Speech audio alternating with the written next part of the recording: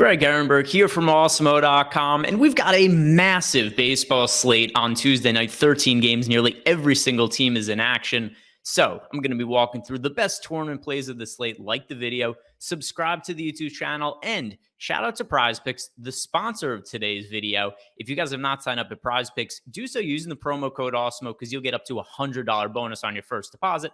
Really good way to start building your bankroll over at Prize Picks. Now I'm going to jump into the best tournament plays for this massive Tuesday night slate. And where else would we start other than Coors Field? And one thing that's kind of nice about a 13-game slate is the ownership does tend to get spread out pretty thin. So it's not like there's any one offense that's picking up 20% ownership or anything like that, which is a case of what we saw last night on a 6-game slate on Monday, where we saw individual offenses were going to be massively popular. That's less so the case today. We could more so just focus on who we think some of the top scoring offense are going to be. Pitcher ownership, that's a little bit more concentrated. But anyway, starting tonight at Coors Field, I like the Rockies. They're drawing a matchup against Edward Cabrera, who's a pretty well-regarded young pitcher, but he has not made a big league start yet this year. He's been in the minor leagues, and he hasn't had that much success in the minor leagues either.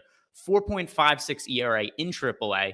And then we go back and look at Cabrera's numbers last year when he was at the big league level. And once again, really good stuff, but it didn't really lend itself to much success. So in 7 starts during his rookie season at the big league level, he had a 5.81 ERA. He had a 6.61 FIP. There's a lot of variance here. It's his first start of the season. Like I said, he's in Coors Field, which always lends itself well towards offenses. And from what we've seen of Cabrera, he has not yet really found success at the big league level. Could he at some point in the future? Sure, but for now, I think he's somebody we're going to want to pick on. And as for Colorado, they do have the 3rd best top stack odds in the top stacks tool today. The next offense that I'm looking to stack, the Los Angeles Dodgers. And whenever we could get the Dodgers at kind of low ownership, I know I said this yesterday, it didn't go quite well, but either way, the Dodgers, you get a chance to watch them at low ownership, we should be taking advantage of them, especially when they're in good matchup against Mitch Keller. And I fell for Mitch Keller a little bit in the offseason because there were all these reports coming out at spring training about how good he looked, how hard he was throwing. And by the way, that ended up being true. He was throwing the ball much harder in spring training than he has in the past. And that's carried over to the big leagues this year because his fastball velocity is over 96 miles per hour on average. So we are seeing Keller throw the ball harder this year. But ultimately, it doesn't matter because it's not leading to any kind of successful results. So Mitch Keller actually lost his job in the starting rotation with the Pittsburgh Pirates. They moved into the bullpen. Now they're trying him back in the starting rotation. I just don't think a matchup against the Dodgers is where we could expect him to figure all of this out, especially when you consider these a 6.05 ERA so far this year. And like I said, despite the increased velocity, which is real, he's throwing the ball harder. Not only is it not leading to results and not leading to strikeouts either, only an 18.3% strikeout rate for Mitch Keller. That is actually the lowest of his career. There's a lot of red flags when it comes to Keller and his lack of success, and he could not have a more difficult matchup against the Los Angeles Dodgers, who have the #1 offense in baseball against right-handed pitching by WRC+. So let's get on the Dodgers here, low ownership, and I'm going to be walking through some cheaper pitchers that we could roster today as well, which I think are going to help build up the salary savings to get to the Los Angeles Dodgers. And that starts with George Kirby, who I think is a really strong SP2 option today over on DK. He's projected for a modest 11% ownership compared to an 18% chance to be one of the top 2 value pitchers on the slate. And I like the upside of George Kirby. He's a young pitcher. He's a rookie. He's only made a few starts, so there's going to be some variance. But if you watch him pitch, you could just see that he has an electric arm, fastball that touches 100 miles per hour, really crazy off-speed stuff. And we've seen that upside. He had 9 strikeouts his last time out. So, sometimes he's going to be good, sometimes less good. But I like the upside that we've seen from him. And he's a matchup tonight against the Baltimore Orioles, who just don't have a very good offense. They're well below average against right-hand pitching. And one other note on George Kirby, who's only $6,600 on DraftKings.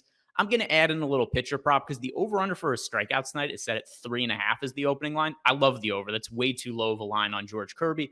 He's really good stuff. I think he could take advantage of the Orioles today in a similar way to how he was able to take advantage of the Oakland A's his last time out. Now, as one pay-up pitcher I think we could go to be a little bit contrarian today, Eric Lauer. He's kind of been this year's version of Robbie Ray in terms of a guy who had some good seasons in the past but had never been an elite pitcher. All of a sudden, Eric Lauer has turned himself into one of the best starting pitchers in all of baseball. 2.31 ERA. That is paired with a career-best 29.4% K rate. Eric Lauer's average fastball velocity is up about 2 miles per hour this year compared to last year. That seems to be lending itself to more swing and misses. That's why the strikeout rate is up. And he draws a great matchup against the Chicago Cubs, we saw the Cubs totally get stifled yesterday by Aaron Ashby. And there's a couple of issues right now with the Cubs lineup. As is, they were not expected to be a great offense coming into the year. And now, arguably, one of their best hitters, Seiya Suzuki, also a rookie, big free agent acquisition over from Japan, he's on the injured list with a finger injury. So now it's a watered down version of an already not so great lineup. That's one of the big reasons we saw Ashby have so much success yesterday. His strikeout line was set at 4.5, and he had 10 through 5 innings. So I think we could see similar success out of Eric Lauer today. He's only projected for 5% ownership, but with a 13.1% chance to be a top 2 pitcher on the slate. And here's where I like to roster him. I like him as a pivot off of the really popular guys like Kevin Gausman, Christian Javier. These guys are projected for about 35 and 40% ownership respectively. So we're getting a fraction of the ownership on Eric Lauer with similar upside. And he's also in a great matchup against the Chicago Cubs. So just to wrap it up, these are my favorite tournament plays for the Tuesday slate over on DraftKings. For stacks, I like getting to the Dodgers and the Rockies. And then for pitchers, I think Eric Lauer and George Kirby make for good low-owned options. Other than that, good luck today, guys. Like the video, subscribe to the YouTube channel, and leave a comment below. I want to know what your favorite tournament plays are for the big Tuesday slate.